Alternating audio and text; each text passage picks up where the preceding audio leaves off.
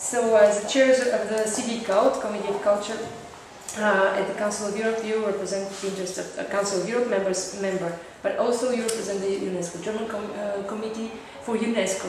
And I would like to ask you how these two organizations approach the new challenges in cultural policy, and do you see any cross-references between their work in this area? How would you project, for instance, and are you going to project at all your involvement here to this and to the other intergovernmental level that you are involved into?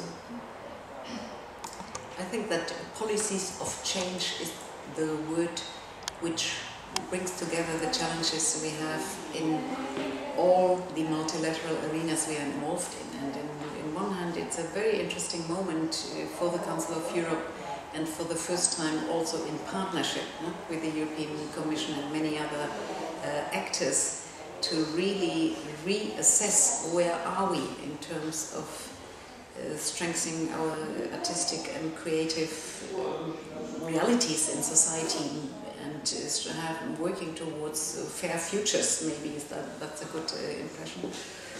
And what is sometimes so interesting is when you are in a global forum, as Europeans, you very often have a much clearer understanding of what your comparative strength is at the region of Europe. For instance, I think that one of the great opportunities of Europe might be, for the next 20 years, really to have a much clearer understanding of the value of our very well-educated and active civil society and professional communities. That probably is the biggest asset we have in comparison to other parts of the world who are starting moving there. And sometimes it's easier to see that when you are not talking as Europeans to each other, but in dialogue with many other colleagues from other parts of the world. And cultural policies, as we know them today, have grown out of a certain democratic tradition which developed in Europe, and we are in a very interesting moment to start a real dialogue also with colleagues from Asia, from Latin America, to see how they reinvent that type of policy in their own societies.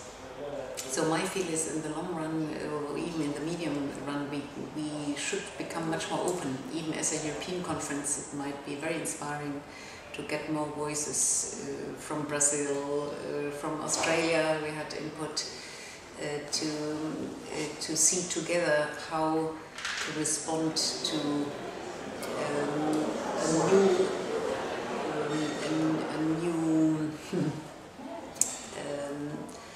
a new awareness how many treasures we have within our societies and which are carried through culture and the arts. Okay, and thank you. And from this conference, what will be for you the main message that you would like to carry out with you in your work in the cultural policy making at all these levels that you are functioning?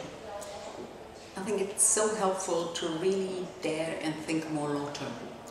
And really see much more clearly how we need to work towards new combinations of working in education. We heard the catchword of parenting yesterday, and to see how the rethinking of how we create our economy, which is taking place in all public bodies at this point in time, even including the understanding that we need new notions of gross-domestic product, of measuring well-being, so that it's really worthwhile looking for convergence. And by doing so, also being rather self-confident that culture as a system has to offer many things to many people, and there is no need to be defensive or to be only worried about tomorrow's budget.